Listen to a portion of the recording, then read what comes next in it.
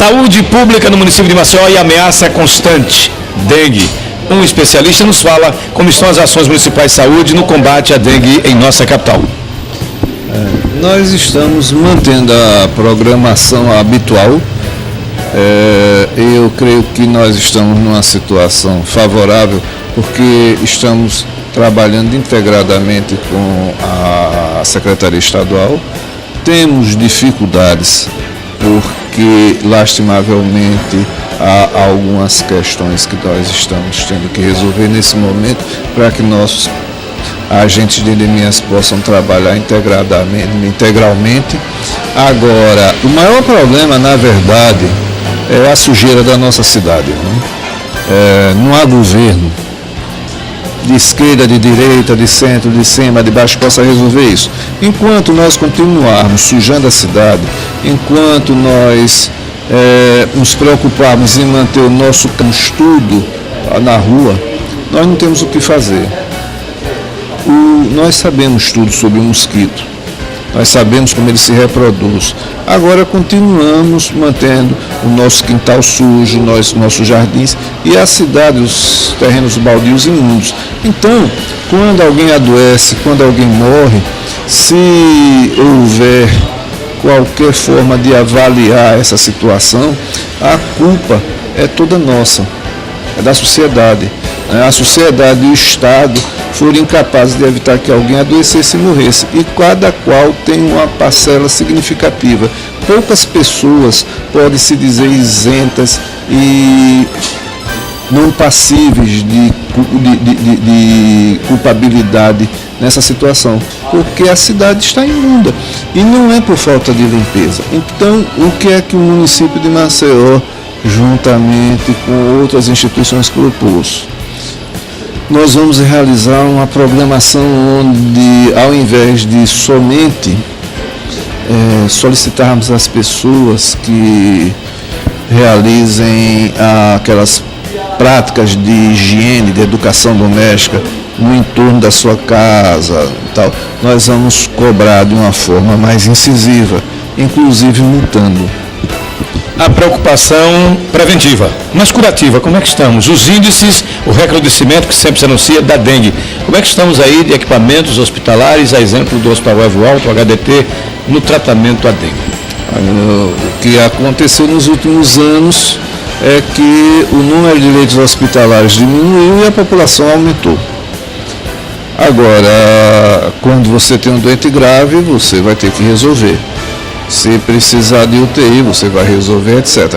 Agora, por isso é que nós temos que investir na prevenção, para que ninguém venha adoecer e que precise desses cuidados. Uma das prioridades aqui da Secretaria Municipal é investir nos postos de saúde. Nós temos agora uma proposta para reformar 38 unidades de saúde para torná-las capazes de atender decentemente a população, porque a maioria dos casos de dengue, se for devidamente atendida nessas unidades, pode se recuperar sem necessidade de hospital. Poucos necessitarão de uma assistência especializada.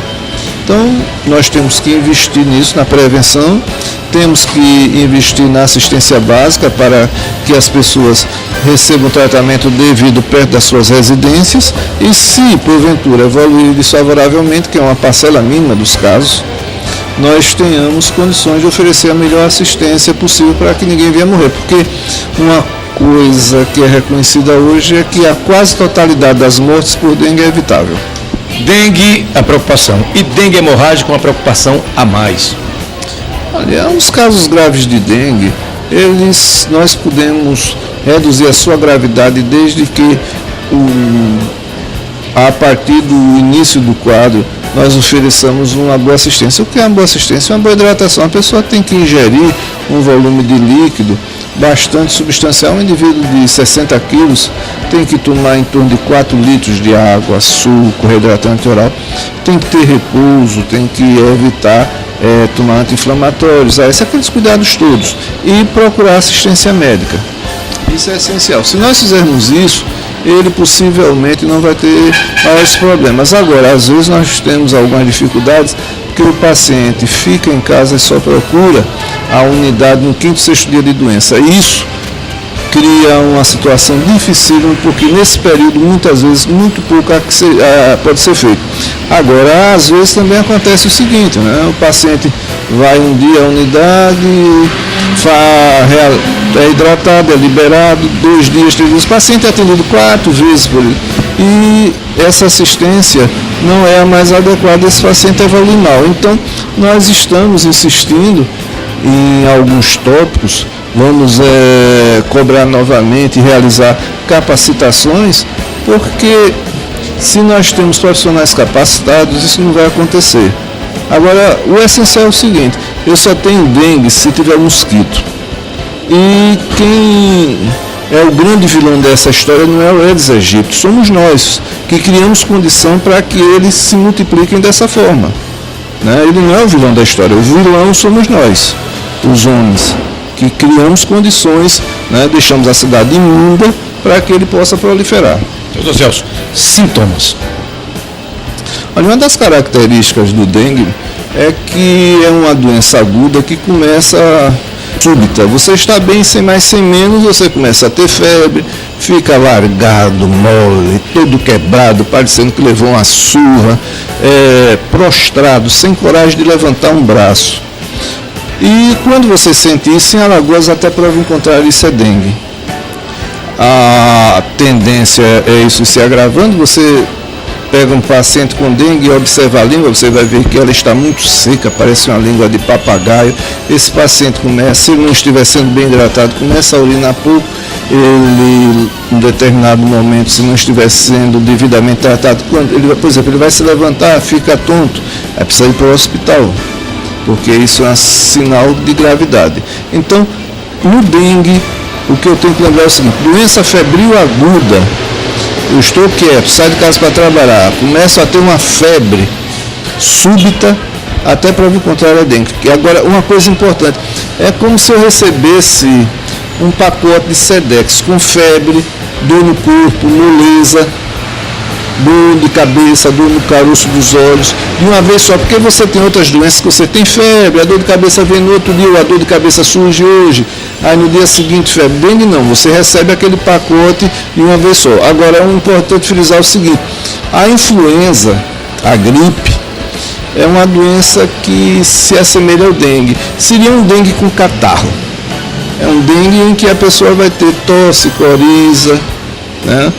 A diferença é essa, agora o indivíduo vai ter febre alta, de início súbito, moleza, dores no corpo, que às vezes o pessoal fala em gripe de uma forma incorreta, né?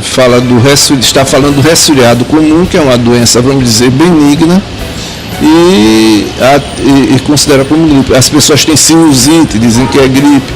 Não, gripe é uma doença potencialmente fatal, né? Para idosos, para gestantes, para obesos mórbidos, para diabéticos, para quem tem problemas cardiovasculares, problemas respiratórios. Então, quem tem essas doenças tem que se vacinar, tem que ter cuidado, se adoecer, tem que procurar assistência. Na gripe, 3º dia, a tendência é normal a febre baixar. Agora, se continua alta, possivelmente é porque esse quadro vai complicar. Aí precisa de assistência. Vacina contra a dengue.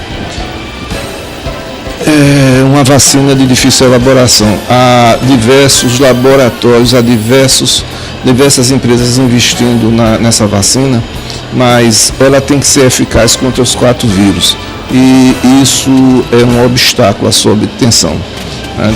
Aí às vezes o pessoal afirma, né, aquele pessoal da teoria conspiratória, que é que os laboratórios não querem. Não é isso.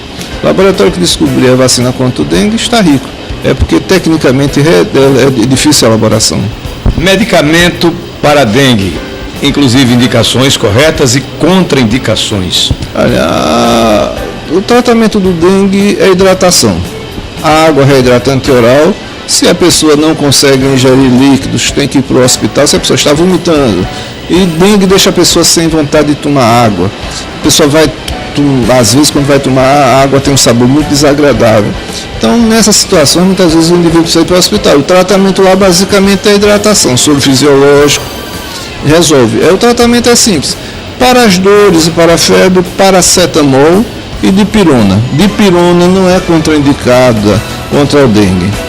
tá certo? De vez em quando você vê umas coisas estúpidas circulando na internet e, lastimavelmente, as pessoas acreditam naquelas bobagens. O paracetamol também você vai observar que há diversos tópicos na internet condenando o paracetamol. Há inclusive blogs que afirmam que o dengue hemorrágico tem a ver com paracetamol. Isso é uma bobagem sem fim, não há nenhuma fundamentação técnico-científica. É só tomar o medicamento nas doses corretas que não há problema.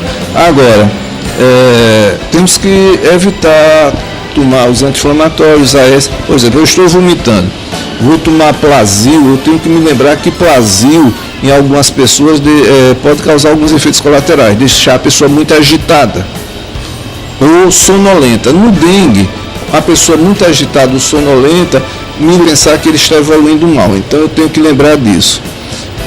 Medicamento para dor, né, digamos, o Tramadol, Tramal, Tilex, esse medicamento pode deixar a pessoa muito sonolenta. Uma pessoa muito sonolenta e que tem dengue, está muito sonolenta, eu sou obrigado a pensar que ela está evoluindo mal. Então, quando eu vou usar a medicação em dengue, eu tenho que ter muito cuidado. Na medida do possível, restringir a água, se for necessário, soro fisiológico, dipirona ou paracetamol. E, se for usar qualquer outro medicamento, que procure um bom médico que tenha um bom conhecimento da medicina para conduzir o caso corretamente. Dr. Celso Tavares, muito obrigado. À sua disposição. Saúde é tema que interessa a todos nós. Fique sempre com a gente.